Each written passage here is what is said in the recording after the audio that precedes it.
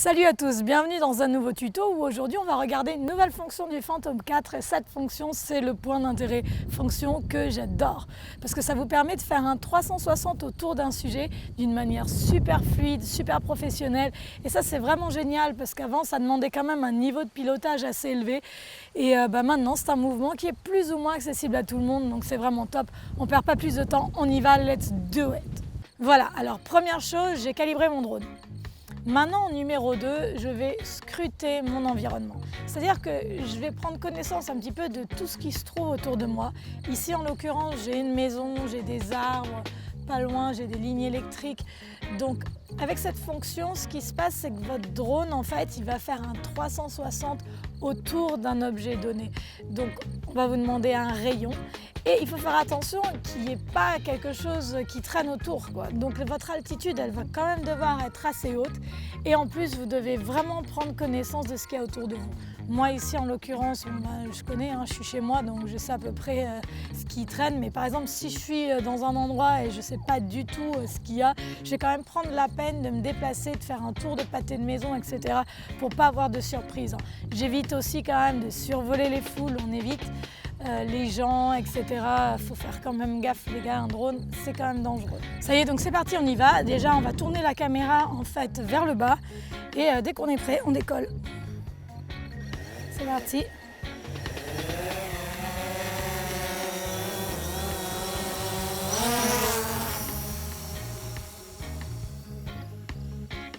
Vous voyez, on va arriver à une attitude descente. C'est-à-dire on va le mettre à peu près vers 35 mètres. Et là, on va tourner la caméra un petit peu pour scruter les horizons. Donc voilà, comme vous voyez, bon, pour l'instant de ce côté-là, ça va. On n'a pas grand-chose.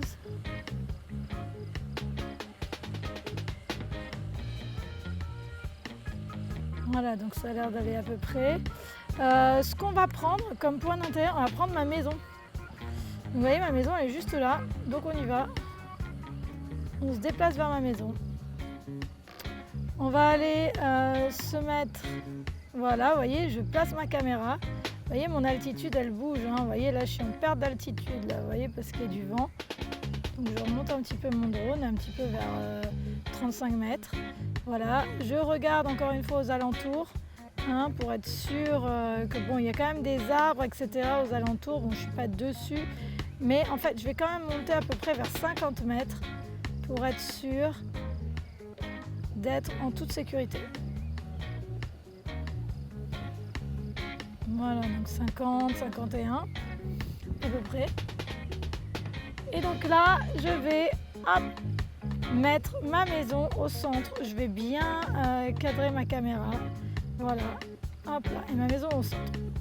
Donc maintenant, je vais venir taper avec la petite télécommande qui est juste ici. Vous voyez, enfin une tête de télécommande, pour moi c'est plutôt une tête de robot, j'en sais rien. Et je vais appuyer sur Intelligent. Voilà, là je vais appuyer sur Point d'intérêt. Et là en fait, on va me dire que mon altitude, elle est à 51 mètres. Donc on va me demander de record the POI, le point d'intérêt. Je fais enregistrer et là on va me demander le radius. Et radius c'est là en fait où il faut bouger. Donc là pensez qu'il ne peut pas avoir un radius pour moins de 5 mètres. Donc nous on va essayer de le mettre à peu près vers 20 mètres. Hop là. On va mettre vers 20 mètres. Voilà. Et là, on va nous dire appliquer. Il va nous demander en fait notre altitude de retour, c'est-à-dire que s'il y a un problème, il va revenir tout seul. Donc on veut que l'altitude elle soit quand même assez haute. Là, en l'occurrence, elle est à 70. Mon altitude elle est à 51, donc c'est parfait. Je fais apply quand je suis prête. Et là, il fait un parfait 360 autour de la maison. Donc moi, il faut savoir qu'au début, j'avais un problème parce qu'en fait, il ne faisait pas des tours au centre. C'était complètement décalé. Mettez bien votre sujet au centre au départ, au centre du cadre. Et ensuite, réglez votre caméra. En fait, vous voyez, si vous voyez que vous n'êtes pas vraiment au centre, tant pis, réglez la caméra et vous verrez que vous arriverez à faire un 360 très fluide. Maintenant, si vous décidez de descendre en même temps, sachez que vous pouvez descendre. On peut descendre. Donc ça, c'est génial, ça, vous voyez. Par exemple, si j'appuie là comme ça, boum, je vais descendre en même temps. Alors je regarde bien hein, parce que plus je descends et plus je suis en danger. Donc pareil, je peux régler ma caméra. Hein. Et si je veux remonter, pareil, hop, je peux remonter en altitude. Et à ce moment-là, de la même manière, je recadre et je remets ma maison au centre. Donc voilà, ce qui est possible aussi, c'est de le faire tourner dans l'autre sens. Donc là, on y va. Par exemple, si j'appuie de l'autre côté, boum, vous voyez, c'est génial. Et là, il change de sens tout seul. C'est trop fort. Si je veux le faire aller encore plus vite, moi j'ai essayé de le faire speeder. Alors là, vous voyez, il est à fond quoi. Si je le mets à full speed, ouh, là il est à donf. Donc là, il est presque à 45 degrés quoi. Il est à fond. Donc voilà, je vais le faire se calmer un petit peu, tranquille. Donc quand je veux arrêter, je mets tout simplement sortir. Donc vous faites OK, c'est parti et là c'est fini. Donc quand je veux le faire revenir, après c'est très simple parce que je sais directement évidemment qu'il est en train, qu'il est dirigé vers moi. Donc je peux tout simplement appuyer sur la commande de retour. Je ne sais pas si vous le voyez.